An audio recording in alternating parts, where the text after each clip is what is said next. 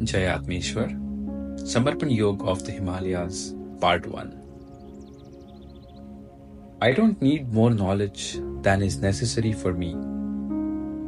Knowledge is meaningful only if it is shared. When I acquired this knowledge in the presence of my Gurudev and received the secret of Paramatma's life cycle through a tree, then that tree itself became Paramatma for me. I sat and was thinking about this when Gurudev asked me what I was thinking and told me not to think about it, but to study it. Then, whilst he was speaking, he gave me some gum which he had taken from a tree on a leaf and said, "Eat this." I did not know what it was, but I quickly ate it. I would have been happy even to eat poison from his hands, as knowing what he had given me was not at all important to me. The gum was a little bitter in taste, but I ate it. And the satisfaction I saw on Gurudev's face when he saw me eating made the bitter gum seem sweet. Dusk was falling, and both of us slowly returned to our cave. I was completely exhausted by the time we arrived there. My appetite had gone as a result of eating the gum, and I went straight to bed. I did not feel hungry at all for the next 4 days. My hunger disappeared after eating the gum. I don't remember where those 4 days went. I felt as if only a moment had passed and the daily routine continued. We would get up in the morning and go to the jungle. We walked around during the day and returned in the evening. There are several similar thick jungles in Assam, northeastern state in India. They are so large and thick that one cannot feel the heat of the sun even if one wanders there all day. One day, whilst sitting near a tree, Gurudev explained the difference between a jungle and man-made woods. According to him, a jungle is created by nature. It is nature's own creation. That is why nature creates trees which bear juicy fruits, and at the same time, it also creates thorny trees nearby. It does not discriminate between the two types of trees and develops both of them. There is equality in nature. It treats everything in the same way. Therefore, there are good trees in the jungle as well as bad trees. Nature provides all of them with the same chance to grow. Which tree grows in which direction depends on that particular tree. Paramatma gives all men the same chance to progress spiritually, but different people are in different states of receptivity. Every person is provided with an equal opportunity in life. Nature is Paramatma's own creation. That is why equal opportunities are present, and that is why one always finds different types of trees in the jungle. Since the jungle is a creation of nature, it maintains a balance in the environment. It takes hundreds of years for a jungle to develop, but it can be destroyed in a very short time. The jungle is a unique gift of nature to man. Jungles provide man with balance in the environment. On the other hand, woodlands are always created by man. Man is selfish and creates woodlands to benefit him. That is why woodlands always have trees which are lucrative, which bear fruits and provide him with good timber. Man always plants this kind of woodlands. Woodlands can bring greenery to the environment, but cannot maintain a balance in nature. Therefore, they cannot create a balance in nature.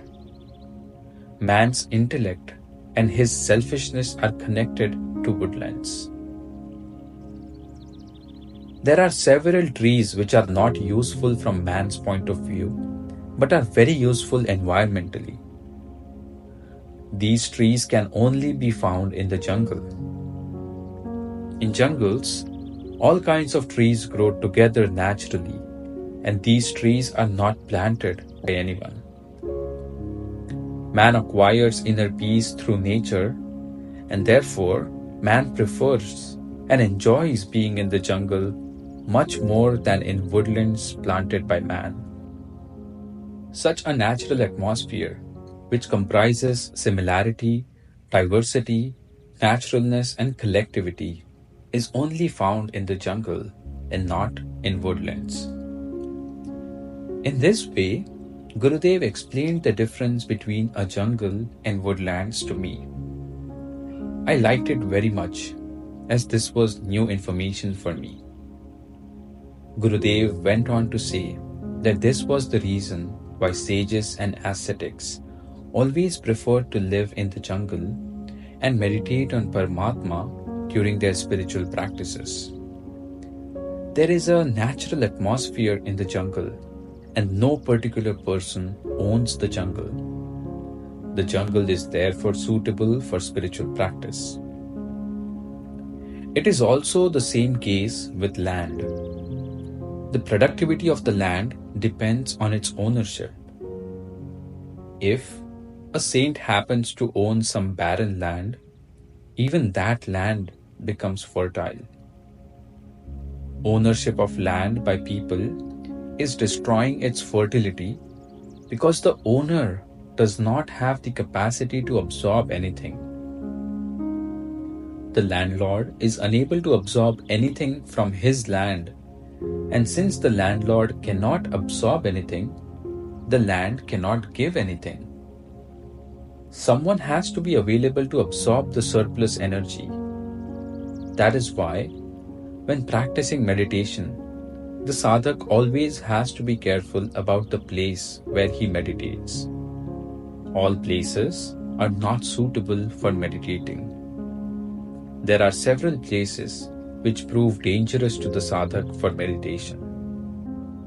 Man performs bad deeds for selfish reasons. But because of the bad deeds, man becomes bad and also makes the place on which he sat and performed the bad deed bad. When a person sits at a particular place and performs bad deeds with selfish motives, a bad influence is formed in that place, and at exactly the same place in the sky, an aura of the bad deed is created. When a good person comes to the place, he gets affected by the bad effect of the place and its bad aura. Therefore, all places are not suitable for meditation. Once, a king attacked his neighboring kingdom and defeated its army, and after that, he attacked its capital and killed all the unarmed villagers. After some time, the king passed away. But an evil effect was created in the place where he had killed the innocent people. And in exactly the same place, its aura was formed. Today, even after hundreds of years, innocent people still die at the place. Sometimes there is an accident. Sometimes there is a fire. Sometimes an earthquake takes place. Or sometimes there are floods. Thus, there may be different reasons, but even today, the death of innocent people keeps on happening there. That is why you should not just sit anywhere for meditation. Meditation, which is practiced in the presence of the Sadguru, is always best, because due to the Sadguru's influence, that place will be holy, pure, and with more capacity to absorb energy. It is always useful to sit and meditate at such a place. I remained at this location because this was where my Gurudev was, and he meditated using the meditation technique and purified this place. Therefore, the influence of his aura is always present. Not only do I get joy, but birds and animals also enjoy the aura of this place. That is why there are more birds and animals here than in the rest of the jungle. The effect of a good aura attracts all kinds of birds and animals. All creatures experience a sense of security under the influence of a good aura and feel like staying longer at such a place. And so, birds always build nests in places where they feel safe, but they avoid places where they do not find a good influence. The days just passed from dawn to dusk in Gurudev's proximity. Days passed quickly as if they had grown wings. There was a pool of water in the front part of Gurudev's cave, and sunrise took place right in front of it. There was a waterfall on the right side. It made such a loud noise. No one could be heard properly if they spoke outside the cave. Various kinds of birds and animals came there to drink water. On one such morning, Gurudev said, I asked you to concentrate on this waterfall because water not only purifies the physical body, but also purifies one's mind, chitta.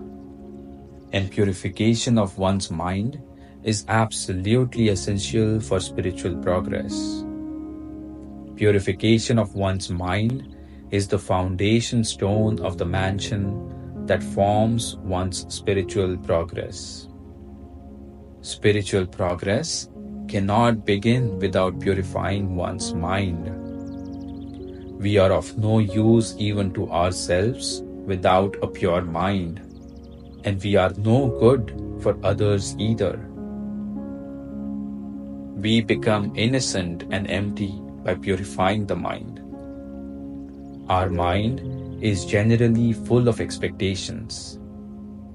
It is human nature to have desires. Man is never satisfied with the conditions around him. It is like this should not have happened. It would have been better if it had happened like this. Man always tries to get more than he has, and man's mind runs even faster than his efforts. Due to this nature, man's mind is always racing ahead.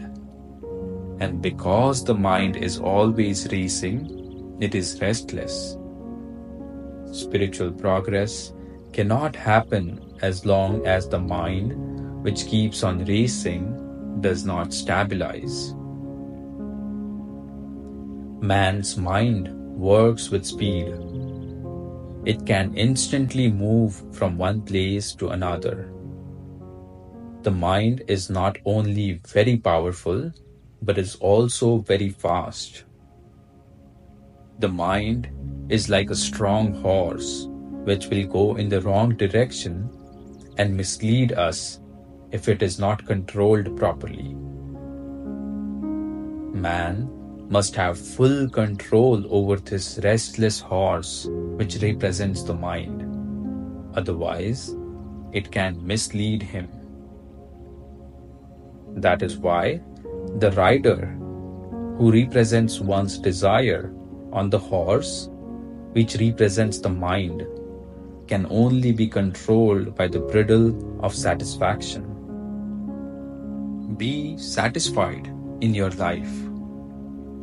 Otherwise, you will say that we haven't obtained everything in our lives.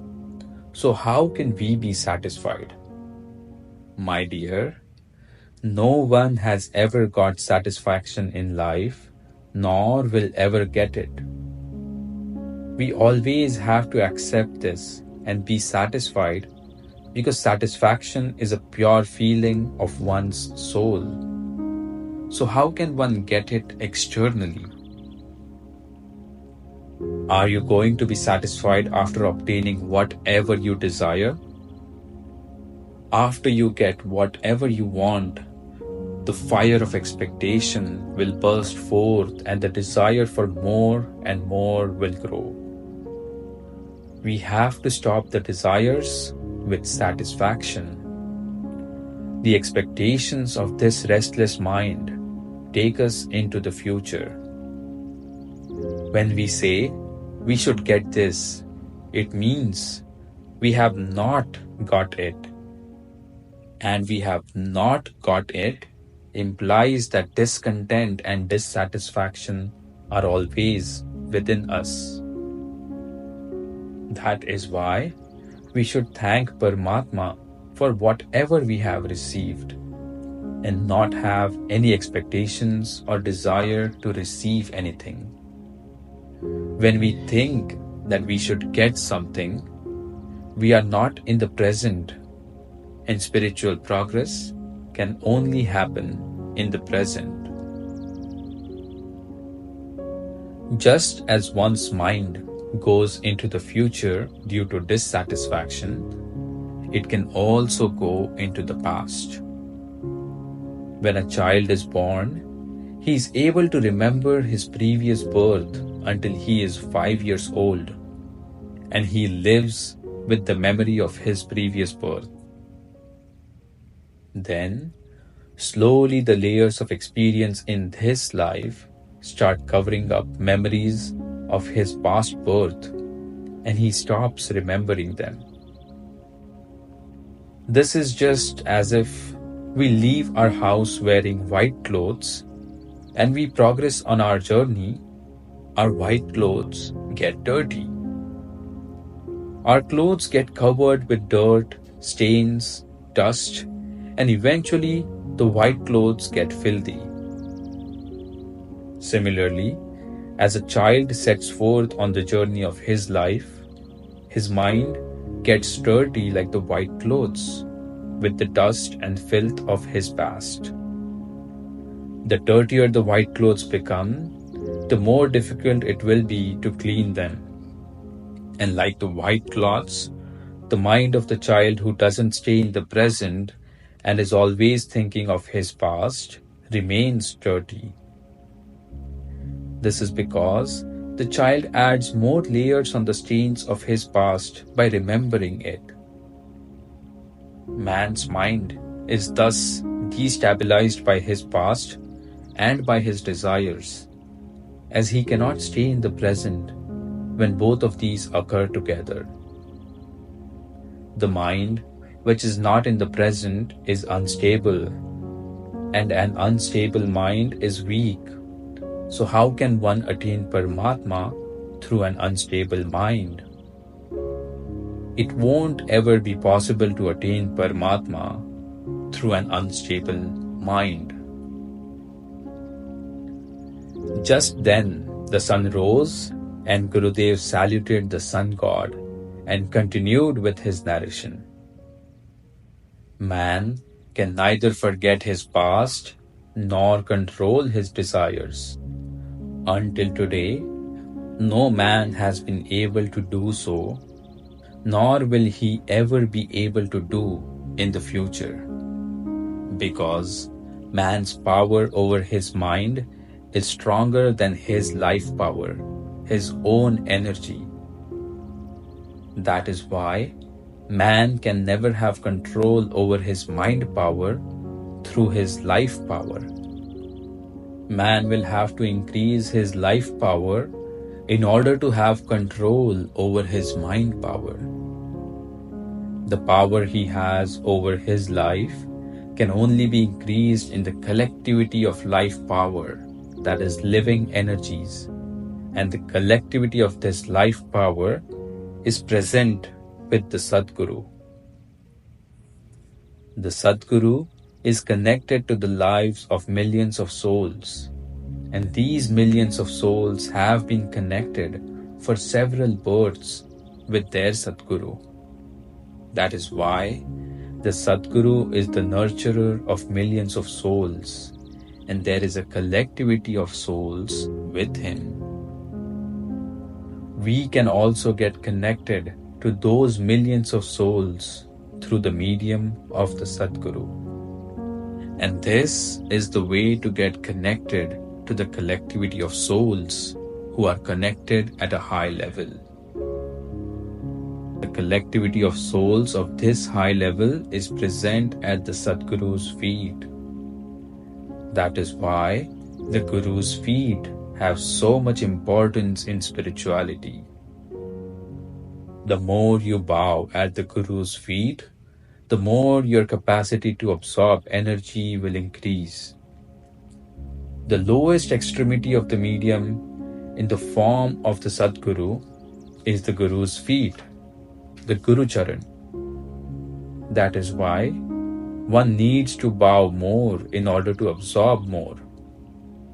When a person bows, it reduces his ego, and the more the ego decreases, his awareness of being a separate entity also decreases. The more this awareness of being a separate entity decreases, the more will be the increased awareness of collective energy. That is why Guru's feet is the place where man can surrender his past and his desires in the form of flowers and attain liberation. In this way, just as Gurudev had explained, I mentally surrendered my past and my desires in the form of flowers at my Guru's feet, and my mind easily went to his lotus feet. My eyes closed as if I wished to fill up the temple of my mind with the Guru's feet. Gurudev was smiling when I opened my eyes. One morning, I woke up suddenly on hearing a strange noise. It was dark outside, but Gurudev was not on the bed.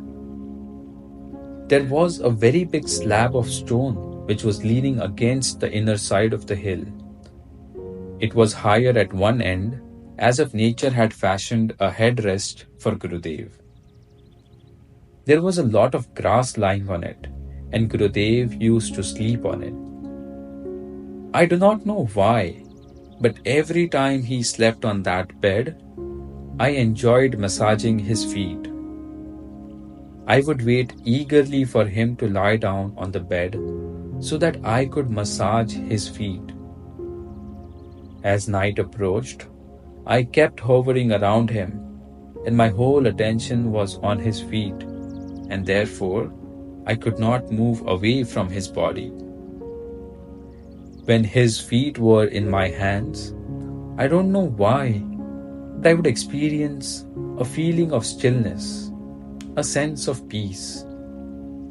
I would feel that I had achieved everything in life, and that my life should end in that very state. I would get the feeling that my whole life had become worthwhile.